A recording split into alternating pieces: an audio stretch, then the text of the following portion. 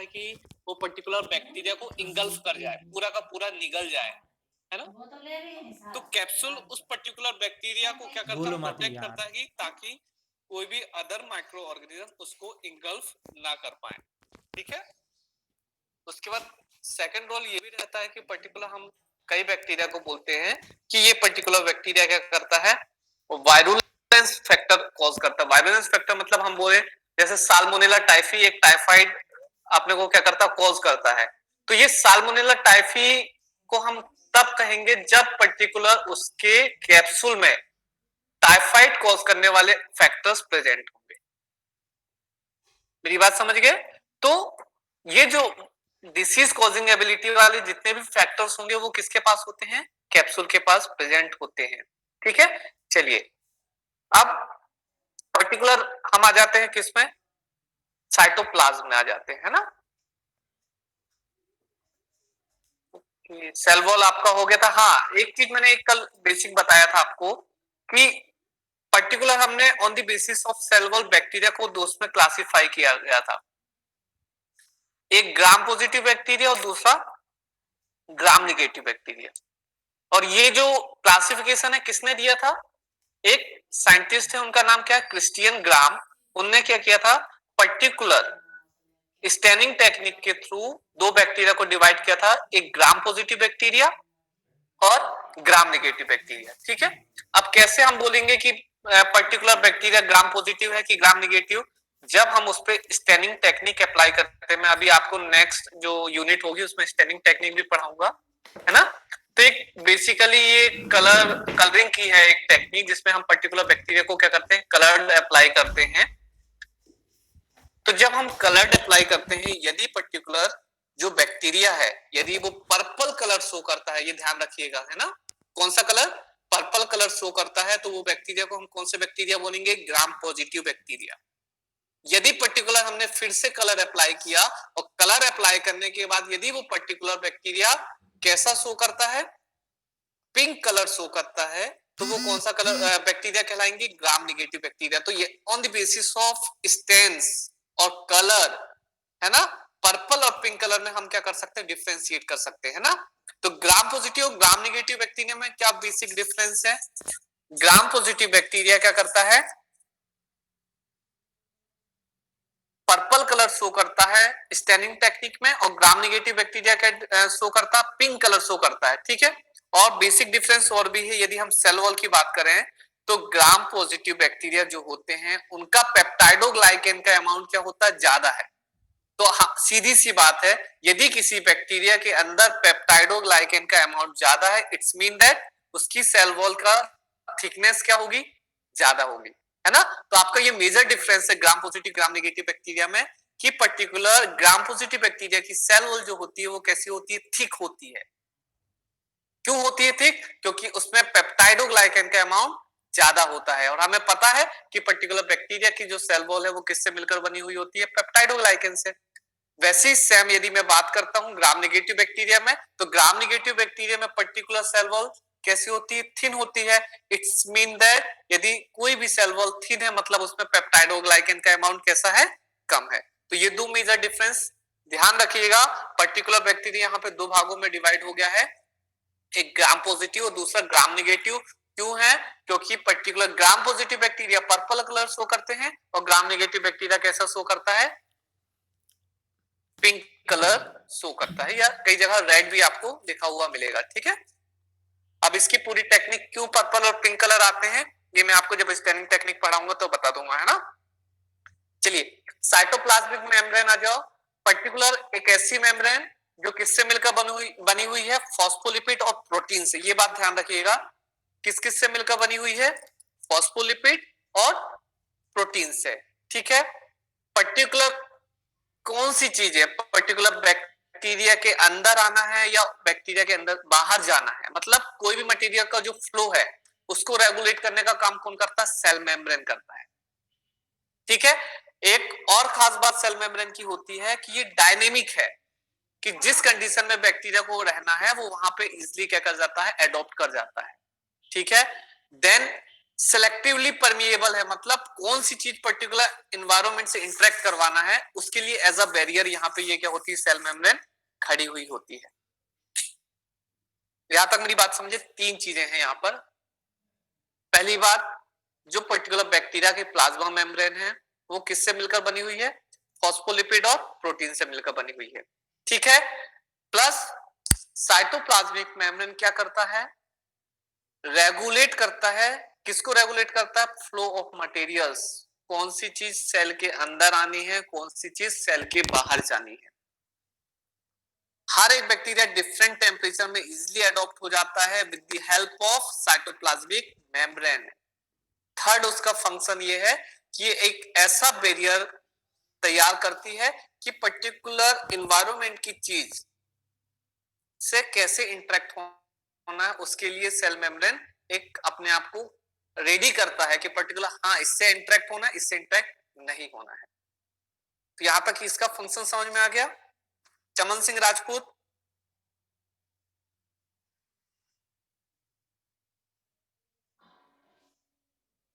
चमन,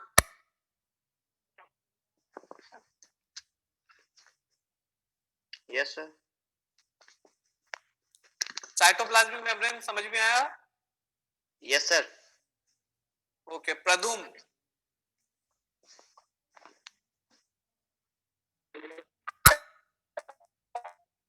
Pradum network में आओ बेटा। Lokesh Chauhan, yes sir. क्या होता है साइटोप्लाज्मिक का फंक्शंस क्या होता है? सर साइटोप्लाज्मिक मेम्ब्रेन फॉस्फोलिपिड से बनी होती है।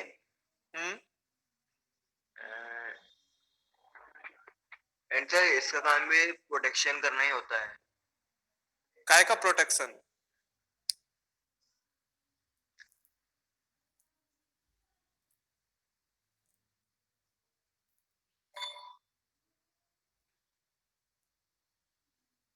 ध्यान से पढ़ो उसको। Sorry sir. सो रहे हो अभी मतलब, है ना? No sir. बी अलर्ट, अभी फिर Yes, से sir. पूछूंगा। Yes, अब sir, नेक्स्ट next. जो आपका ऑर्गेनल है वो है साइटोप्लाज्म, ठीक है। साइटोप्लाज्म पर्टिकुलर वो एरिया है बैक्टीरिया सेल का जहां पर पर्टिकुलर बैक्टीरिया अपनी ग्रोथ करता है, मेटाबॉलिज्म करता है या फिर क्या करता है, रेप्लिकेशन करता है, ठीक है। एक ऐसा जेल मैट्रिक्स सब्सटेंस होता है जहां पर water, enzyme, nutrient, waste, gases, सारी चीजें क्या होती है, प्रेजेंट होती है। साथ में कई सारे सेल ऑर्गेनल जैसे राइबोसोम, क्रोमोसोम, प्लाज्मिड्स, ये क्या होते हैं, बैक्टीरिया के अंदर क्या होते हैं, प्रेजेंट होते हैं, ठीक है। वही पर्टिकुलर बैक्टीरिया जो हमने पहले ही बताया है कि मतलब कोई भी मेम्ब्रेन इंक्लोज न्यूक्लियस उसमें नहीं होता है, न्यूक्लियस फ्रीली प्रेजेंट होता है ना। ऐसा नहीं है कि न्यूक्लियस के बाहर न्यूक्लियर मेम्ब्रेन प्रेजेंट हो, तो ऐसे केस में बैक्टीरिया के केसेस में न्यूक्लियर मेम्ब्रेन प्रेजेंट नहीं होती। तो पर्टिकुलर सिंगल स्टैंडर्ड जो डीएनए है वो पूरा का पूरा क्या होता है, साइटोप्लाज्म में प्रेजेंट होता है। और जितने भी सेलुलर कंपोनेंट हो, चाहे वो राइबोसोम हो, चाहे क्रोमोसोम हो, चाहे प्लाज्मिड हो, ये क्या है, पूरे साइटोप्लाज्म में पूरे स्केटर्ड होते हैं ना। तो हम यहाँ पे साइटोप्लाज्म के बारे में बता सकते हैं कि साइटोप्लाज्मिक ऐसा जेल मैट्रिक्स सब्सटेंस है जहां पर वाटर, एंजाइम्स या न्यूट्रिएंट्स पर्टिकुलर प्रेजेंट होते हैं। डीएनए या पर्टिकुलर डिफरेंट ऑर्गेनल्स क्या होते हैं, फ्रीली स्केटर्ड होते हैं, है ना। साइटोप्लाज्म का वर्क क्या होता है कि ये पर्टिकुलर बैक्टीरिया की ग्रोथ, मेटाबॉलिज्म, रेप्लिकेशन में क्या करता है, हेल्प करता है। और ये सारी चीजें कहां पे फंक्शंस आउट होती हैं, साइटोप्लाज्म के अंदर कंप्लीट होती है। प्रज्ञा आर्या, जी सर। हाँ, साइटोप्लाज्म पता है क्या हुआ? जी सर। क्या होता बताओ। सर ये फॉस्फोलिपिड से बनी होती है और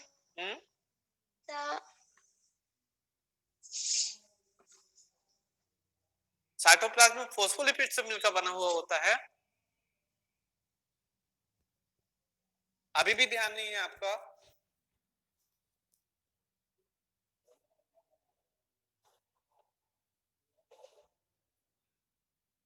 चलिए नेक्स्ट आपका क्या है, अभी इसको वापस से प्रज्ञा पढ़ लेना, मैं आपसे पूछूंगा वापस से। जी सर। नेक्स्ट है आपका फ्लैजला, ठीक है।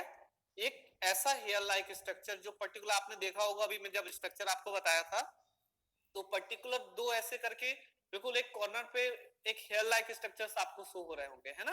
तो पर्टिकुलर फ्लैजला ऐसे हेयर लाइक स्ट्रक्चर्स होते हैं जिनका काम क्या होता है, लोकोमोशन के लिए यूज होता है ना।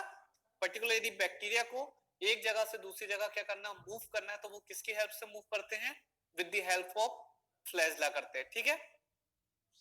कुछ बैक्टीरिया पे या तो एक एंड पे आपके फ्लैजला पाया जाएगा या तो दोनों कॉर्नर में क्या होता है, फ्लैजला प्रेजेंट होता है, ठीक है। ठीक है, देन यदि पर्टिकुलर क्या होता है, फ्लैजला कहां पे हेल्प करता है, यदि पर्टिकुलर बैक्टीरिया को न्यूट्रिएंट्स इंटेक करना है, ठीक है, तो वहां पर्टिकुलर उसकी तरफ पे मूव करने के लिए किसकी हेल्प लेगा, वो फ्लैजला की होगा, है ना। यदि कोई टॉक्सिक केमिकल आते हैं तो उससे बचाने का भी काम क्या होता है, फ्लैजला का ही होता है। तो एक जनरल एक कॉन्सेप्ट है फ्लैजला का कि पर्टिकुलर फ्लैजला क्या है, एक हेयर लाइक स्ट्रक्चर्स जिसका काम क्या है, बैक्टीरिया को लोकोमोट करने के लिए, मूवमेंट करने के लिए क्या करता है, हेल्प करता है। पर्टिकुलर फ्लैजला बैक्टीरिया की सरफेस पे या तो दोनों कॉर्नर में पाया जाएगा या तो एक ही एंड पे पाया जाएगा। तो ये पर्टिकुलर प्रॉपर मोशन के लिए हेल्प करता है, ठीक है। कल्पना पटेल। सर यस, हाँ पूछिए। सर फ्लैजला जैसे उसको बचाता है बैक्टीरिया को, तो बैक्टीरिया के ऊपर तो वो होता है, क्या नाम से, कैप्सूल होता है, लेकिन हाँ, वेरी गुड। फ्लैजला हाँ फ्लैजला के बचाने के लिए क्या होता है सर उसमें, फ्लैजला अगर इंजर्ड हो जाए कुछ भी हो जाए बेटा, उसके जो अंदर फ्लैजला होता है वो किससे अटैच होता है, सर उससे कैप्सूल से, एक कैप्सूल बोलता हूँ, कैप्सूल के अंदर भी जाके सेल वॉल से ही क्या होता है, अटैच होता है ना। Yes sir. तो बेसिक कैप्सूल मूव करेगा कि फ्लैजला मूव करेगा, ये बताओ पहले। बैक्टीरिया को बढ़ाने के लिए, मूव करने के लिए फ्लैजला की आवश्यकता होती है, बिल्कुल। लेकिन अगर मतलब जैसे बैक्टीरिया को बचता है तो वो कैप्सूल के अंदर रहता है बैक्टीरिया, तो अगर फ्लैजला कहीं से वो हो जाए तो उसको बचाने के लिए क्या होता है सर, ये पूछ रहा हूँ। ऐसा कुछ भी नहीं होता है ना, यदि बैक्टीरिया, यदि फ्लैजला डाई हुआ तो फिर बैक्टीरिया नहीं बच पाएगा, है ना।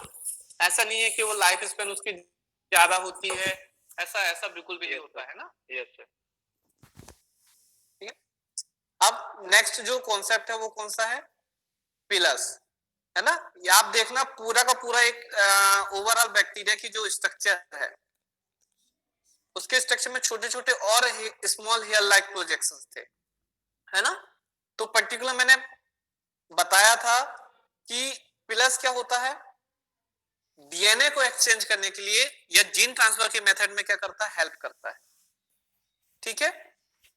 दूसरी बात, यदि पर्टिकुलर बैक्टीरिया को किसी जगह पर अटैच होना है ना, तो पर्टिकुलर अटैच होने के लिए वो किसकी हेल्प से अटैच होता है, पिलस की हेल्प से क्या करता है, अटैच करता है। चाहे वो टीथ में हो, चाहे इंटेस्टाइन में हो, या कहीं पे रॉक सेल्टर्स में हो। तो यहाँ पर यदि पर्टिकुलर बैक्टीरिया अपने आप को अटैच करना चाहता है, किसी सेल में अटैच करना चाहता है, किसी सरफेस में अटैच करना चाहता है, तो वो with the help of pillars के थ्रू क्या हो जाता है, अटैच करता है। तो यहाँ पर पिलस के दो फंक्शंस हैं। पहली बात ये बताना कि पिलस कैसा है, स्मॉल हेयर लाइक प्रोजेक्शंस हैं जो पूरे all over surface of bacteria में क्या होते हैं, प्रेजेंट होते हैं। पहला फंक्शन इसका कि पर्टिकुलर बैक्टीरिया को किसी सेल या किसी सरफेस में अटैच होने के लिए किसकी हेल्प लगती है, पिलस की हेल्प लगती है, ठीक है। दूसरा, ये कंजुगेशन मेथड पहले भी बताया है, अभी भी बता रहा हूं कि पर्टिकुलर ऐसी मेथड जिसमें क्या करता है, बैक्टीरिया अपना डीएनए फ्रेगमेंट एक बैक्टीरिया से दूसरे बैक्टीरिया में क्या करता है, ट्रांसफर करता है। तो पर्टिकुलर एक बैक्टीरिया से दूसरे बैक्टीरिया में ट्रांसफर करने के लिए वो किसकी हेल्प से ट्रांसफर करता है, पिलस की हेल्प से क्या करता है, वो ट्रांसफर करता है। यहां तक समझ में आ गया। सिंपल राइबोसोम का भी है।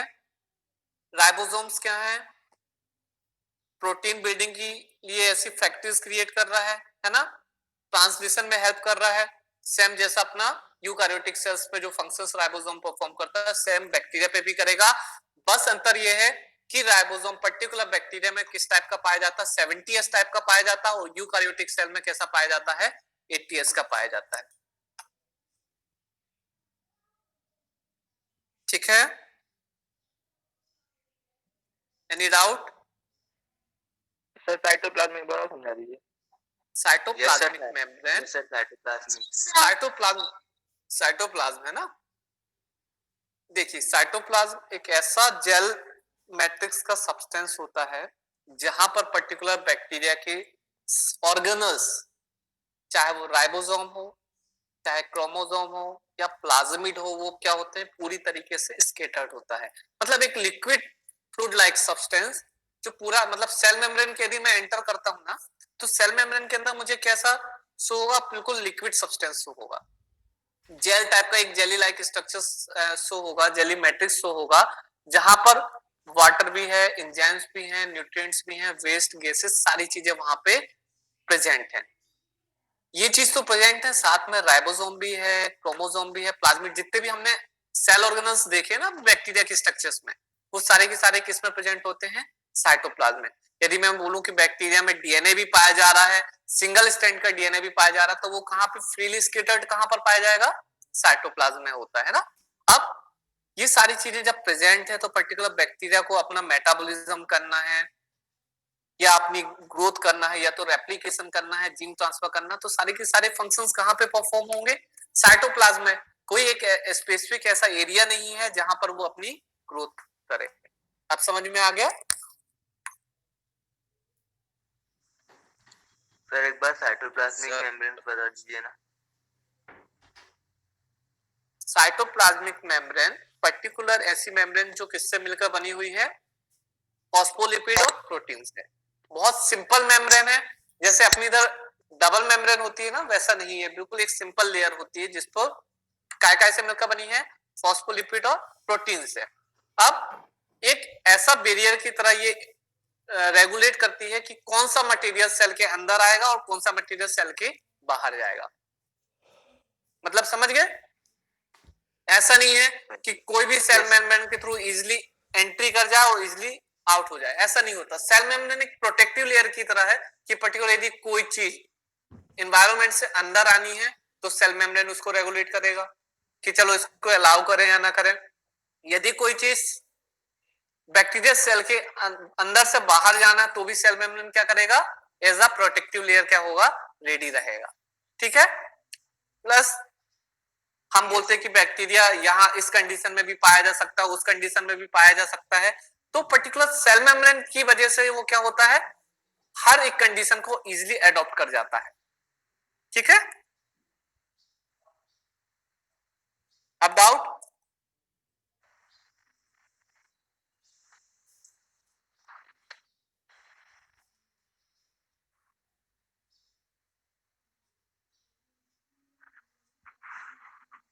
गुंजन? जी सर। ये मुझे स्क्रीनशॉट लेकर दो।